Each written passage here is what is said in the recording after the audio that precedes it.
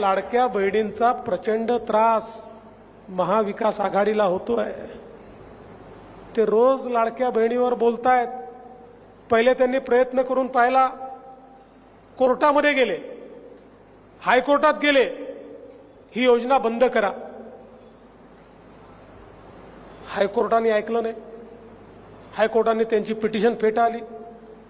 मग सांगितलं योजनेमध्ये पैसेच नाहीत, पुढच्या बजेटपर्यंतचे सगळे पैसे आपण ठेवल्यात, याचा दाखलाच आपण दिला। मग यांची थोबाळं बंद पडली।